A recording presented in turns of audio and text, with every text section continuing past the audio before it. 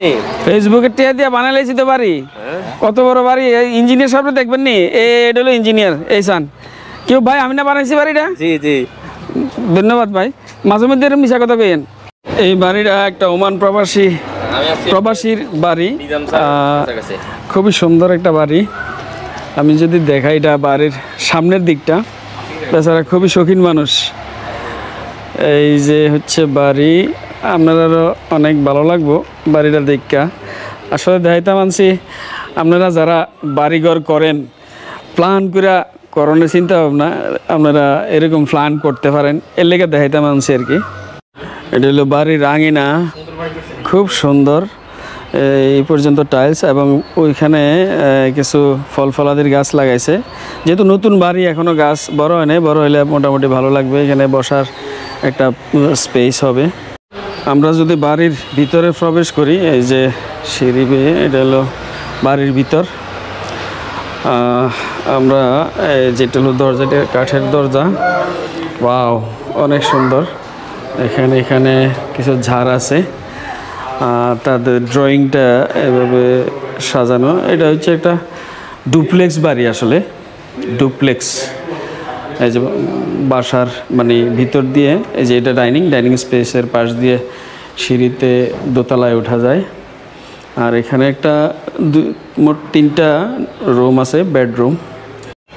এটা হচ্ছে দোতলায় ওঠার সিঁড়ির ভিতরেও আবার লাইট আছে, লাইটের ব্যবস্থা আছে। এগুলি আসলে এখনও কাজ শেষ হয় নাই, যার কারণে দেখা যাচ্ছে না। এটা হইতেছে দোতলায় এখানে ড্রয়িং রুমের মতো আরেকটা ব্যবস্থা আছে। এখানে মোট 4টা রুম, না 4টা রুম, এখানে 4টা রুম। আর এটা হচ্ছে যে তাদের যে ব্যালকনি,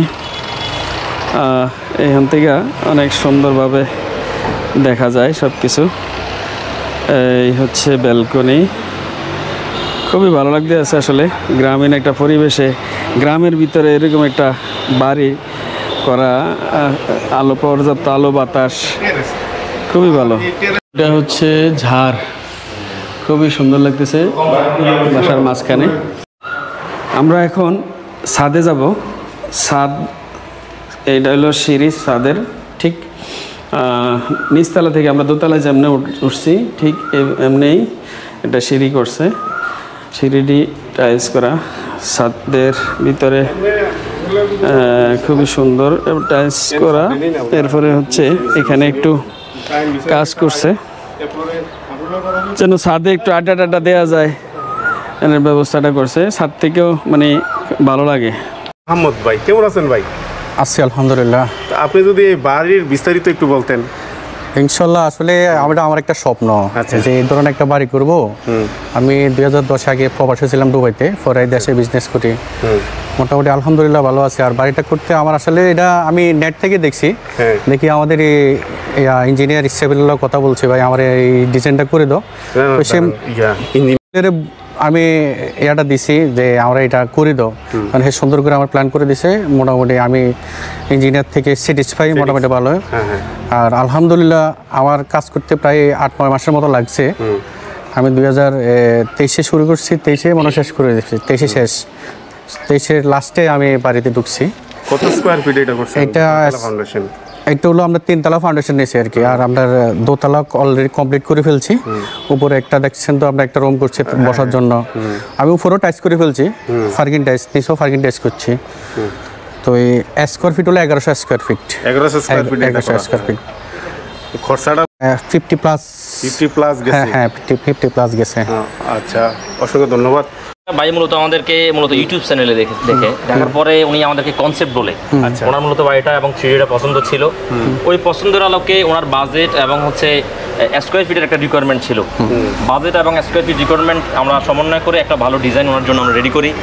এটার আপনারা বাস্তবায়ন অলরেডি দেখতে পারতেছেন।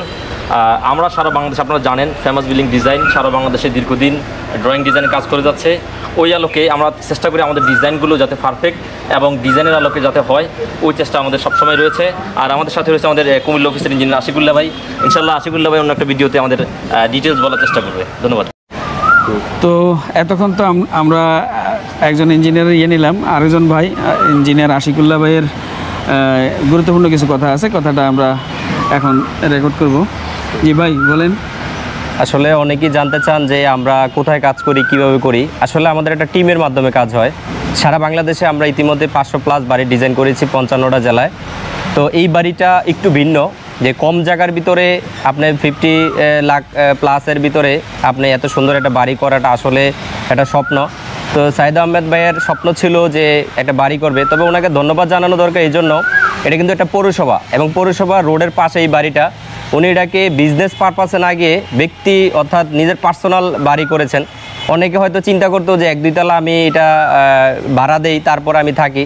আসলে ডুপ্লেক্স অথবা বসবাসের জন্য একটা নীরব পরিবেশ দরকার, ভালো একটা জায়গা দরকার, নিরিবিলি একটা পরিবেশ দরকার।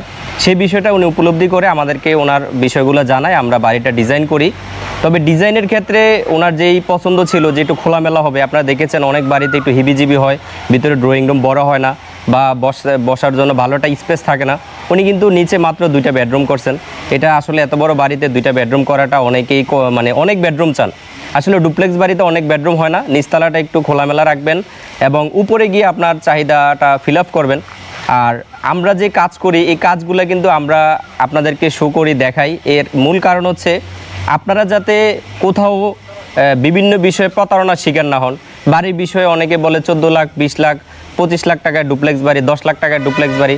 আসলে এটা সম্ভব না।